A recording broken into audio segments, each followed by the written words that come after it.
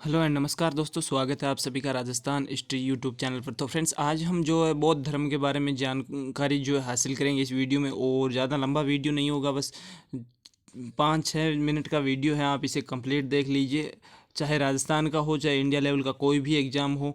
तो बौद्ध धर्म और जैन धर्म से जो है संबंधित वीडियो जो क्वेश्चन है पूछे जाते हैं। और जैन धर्म का मैंने वीडियो डाल रखा है, अगर आपने वो नहीं देखा है तो आप प्ले लिस्ट में जाकर देख सकते हैं। बाकी आपको विदाउट ऐड आप इस वीडियो को देख सकते हैं एंड तक।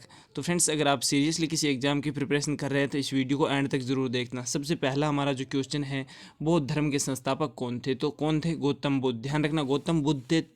और गौतम बुद्ध को क्या कहा जाता है? एशिया का जो है ज्योतिपुंज कहा जाता है, यानी लाइट ऑफ एशिया किसे कहा जाता है? तो गौतम बुद्ध को ही कहा जाता है। और ये क्वेश्चन पिछली बार पूछा गया था।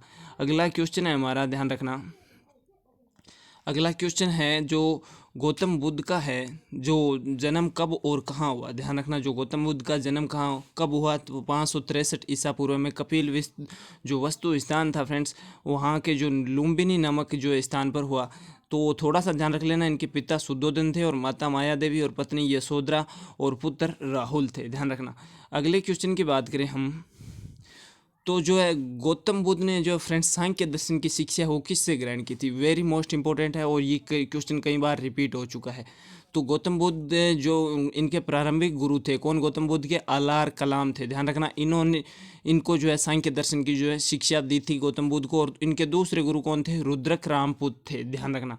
अगले क्वेश्चन की बात करें हम, तो फ्रेंड्स अगला क्वेश्चन है हमारा, जो गौतम बुद्ध को ज्ञान की प्राप्ति कहाँ हुई थी?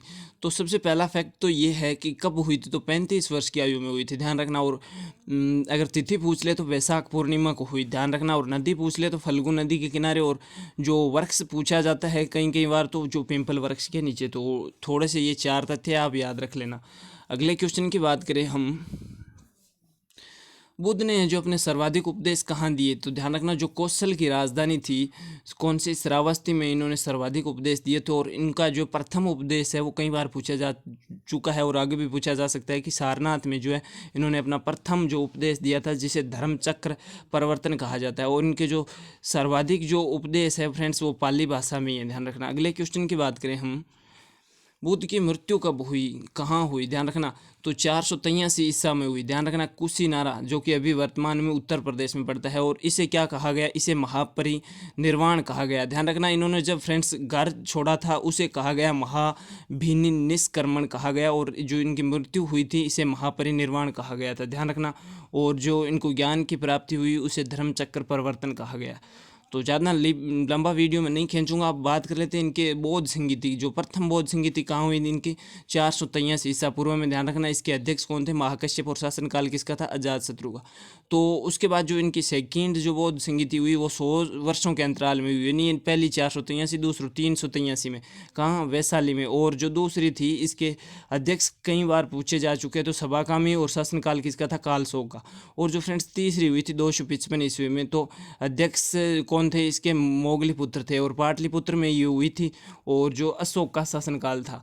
आगे जो फ्रेंड्स चतुर्थ बौद्ध संगीति का आयोजन कब और कहाँ हुआ? तो ध्यान रखना, कुंडल वन में हुआ था। और जो है प्रथम शताब्दी में।